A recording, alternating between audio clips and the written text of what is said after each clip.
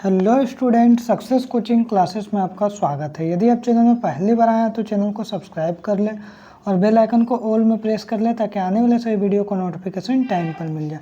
आज हम डिस्कस करने वाले हैं क्लास 10 का मॉडल सेट 3। मॉडल सेट 1 और 2 अपलोड कर दिए, यदि आप नहीं देखे हैं तो देख लीजिएगा। जो प्रोजेक्ट रेल के द्वारा मॉडल सेट 3 है, जो आपको 9 अक्टूबर का जो आपका वीकली टेस्ट होने वाला है उसके लिए वेरी इंपॉर्टेंट ऑब्जेक्टिव क्वेश्चन नहीं है, इसमें सब्जेक्टिव क्वेश्चन है। देखिए, आपको पता है जो आपको 9 अक्टूबर से जो एग्ज़ाम होने वाला है उसका पैटर्न बदल गया है। ऑब्जेक्टिव होगा अब प्लस सब्जेक्टिव होगा, मतलब 16 क्वेश्चन में 10 क्वेश्चन क्या होगा आपका ऑब्जेक्टिव होगा, 6 क्वेश्चन जो आपका आएगा वो सब्जेक्टिव होगा। 2 क्वेश्चन 2 मार्क्स का, 2 क्वेश्चन 3 मार्क्स का, 2 क्वेश्चन 5 मार्क्स का, इसका वीडियो बना दिए। यदि आप नहीं देखें तो देख लीजिएगा। क्लियर है? इसीलिए हम आपको टॉप सब्जेक्टिव क्वेश्चन आपको बताने वाला है जो बहुत ही इंपॉर्टेंट क्वेश्चन होने वाला है।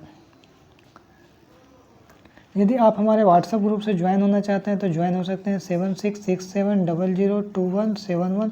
इसमें इसका आपको PDF मिल जाएगा और साथ ही साथ आपका जो क्लास 10 के लिए वीकली टेस्ट के जो तैयारी कराया जाता है वो भी कराया जाएगा और ऑनलाइन टेस्ट भी इसमें लिया जाता है, तो आप ऑनलाइन टेस्ट भी जाकर दे सकते हैं। क्लियर है? ताकि अपना एग्ज़ाम जो फरवरी में उसको बेहतर तरीके से आप कर सकते हैं। बोर्ड एग्ज़ाम का तैयारी करने के लिए ग्रुप में जल्दी से जल्दी ज्वाइन हो जाइए। देखते हैं क्वेश्चन हमारा क्या है। तो सबसे पहला यहाँ पर क्वेश्चन लिए हैं। जो पहला क्वेश्चन है, किसी चालक का जो प्रतिरोध है, जो चालक है, जो तार है करंट वाला तार, तो प्रतिरोध किन किन बातों पर निर्भर करता है। तो याद रखिएगा किन किन बातों पर निर्भर करता है। तो आपको क्या लिखिएगा एग्जाम में, लिखिएगा किसी चालक का प्रतिरोध जो है निम्नलिखित बातों पर निर्भर करता है। कौन कौन सा बात पर निर्भर करता है, चलिए देख लीजिए।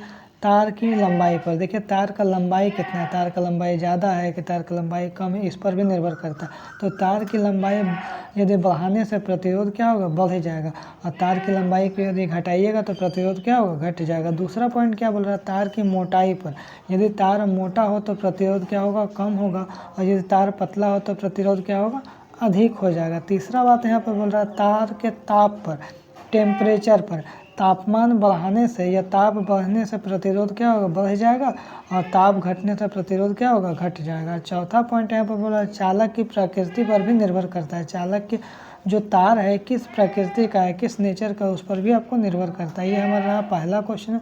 दूसरा क्वेश्चन चलिए समझते हैं। अम्ल एवं क्षारक के बीच की अभिक्रिया को उदासीनीकरण अभिक्रिया क्यों कहते हैं। जो अम्ल जो हमारा और क्षारक जो अभिक्रिया करता है तो उसको हम लोग उदासीनीकरण अभिक्रिया क्यों कहते हैं, एग्जाम्पल देकर समझाइए। तो देखिए चलिए हम लोग समझते हैं क्वेश्चन की ओर। अम्ल एवं क्षारक, अम्ल एवं क्षारक के बीच अभिक्रिया करिएगा। जब अम्ल को और क्षारक को जब अभिक्रिया करवा दीजिएगा, अम्ल को जब क्षारक को अभिक्रिया करवा दीजिएगा ना दोनों को, तो उससे क्या बनेगा, तो उससे आपको बनेगा तैयार क्या होगा, तो आपको अम्ल और क्षारक को बीच अभिक्रिया होगा तो लवण मिलेगा और हम लोग क्या क्या मिलेगा, जल बनता है। याद रखिएगा अम्ल और क्षारक को अभिक्रिया करवाएगा, जिससे हम आपको करके दिखाते हैं। अम्ल है प्लस क्षारक है, अम्ल और क्षारक को अभिक्रिया करवाइएगा तो क्या बनेगा आपको, सबसे पहले लवण बनेगा और प्लस क्या बनेगा, जल बनेगा। लवण और जल हम लोग को मिलता है, तो याद रखिएगा अम्ल और क्षारक को अभिक्रिया करवाइएगा तो लवण मिलेगा और जल बनता है। अर्थात तो एक दूसरे को उदासीन करता है। अम्ल और क्षारक जो क्या है ना, एक दूसरे को अभिक्रिया करके क्या करता है, उदासीन कर देता है। उदासीन करने के बाद यहाँ पर आप क्या लिखिएगा, इसलिए अम्ल एवं क्षारक के बीच अभिक्रिया को हम लोग क्या बोलते हैं, उदासीनीकरण अभिक्रिया कहते हैं। देखिए उदाहरण में हम आपको एक दिखा दिए हैं। आपको एक उदाहरण देना होगा NaOH, सोडियम हाइड्रोक्साइड, ये आपका क्या है, तो बोलिएगा क्षारक है, और HCl हाइड्रोक्लोरिक अम्ल, ये आपका क्या है, अम्ल है। तो देखिए अम्ल और क्षारक मिला तो क्या बन गया, NaCl, जिसको सोडियम क्लोराइड बोलते हैं, लवण बन गया, और क्या बन गया, जल बन गया। H2O से हम लोग क्या बनता है, जल बनता है। तो क्लियर हो गया, क्षारक भैया और अम्ल मिलकर लवण और जल बना दिया। यहाँ तक क्लियर हो गया। आगे देखते हैं क्वेश्चन में तीसरा क्या बोल रहा है। तो DNA की प्रकृति बना, DNA की प्रकृति मतलब क्या होगा, फोटोकॉपी।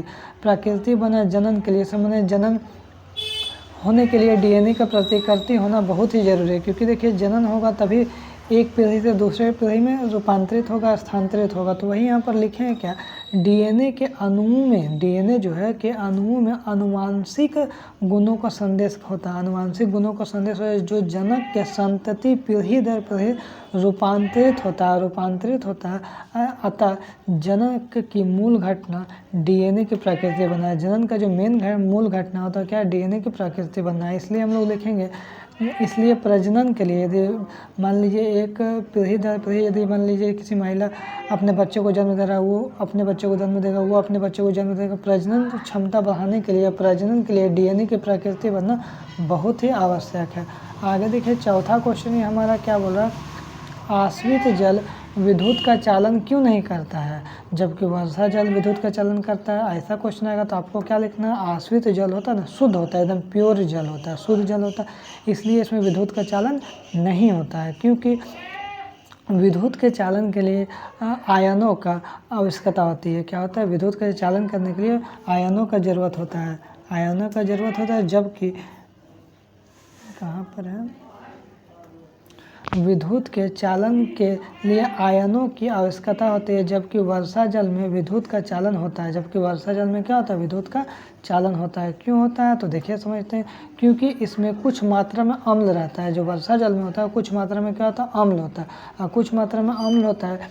क्योंकि वायु में उपस्थित जो होता है SO2 सल्फर ऑक्साइड और नाइट्रोजन ऑक्साइड जो मिलकर साथ मिलकर क्या उसको अम्ल बना देता है। अम्ल बना देगा तो अम्ल होने के कारण क्या होगा, उसमें H+ आयन उत्पन्न हो जाएगा, H+ आयन हो जाएगा, जिसके कारण क्या हो जाएगा, विद्युत का चालन करता है। तो आपको समझ में आ गया होगा, जो आश्रित जल होता है शुद्ध होता है, शुद्ध होने के कारण उसमें क्या होगा, H+ आयन नहीं होगा, H+ आयन नहीं होगा तो विद्युत का चालन नहीं करेगा। जबकि वर्षा जल में क्या होता है, जो कुछ मात्रा में अम्ल पाया जाता है जिसमें, जिसके कारण क्या होता है, H+ आयन उत्पन्न होता है। जब H+ आयन होता है तो हम लोग बोल सकते हैं वर्षा जल में क्या होता है, विद्युत का चालन करता है, जबकि आश्रित जल में विद्युत का चालन नहीं करता है। यदि आपको वीडियो अच्छा लगे तो लाइक शेयर एंड सब्सक्राइब जरूर करें। फिर मिलते हैं नेक्स्ट वीडियो में। Thank you so much.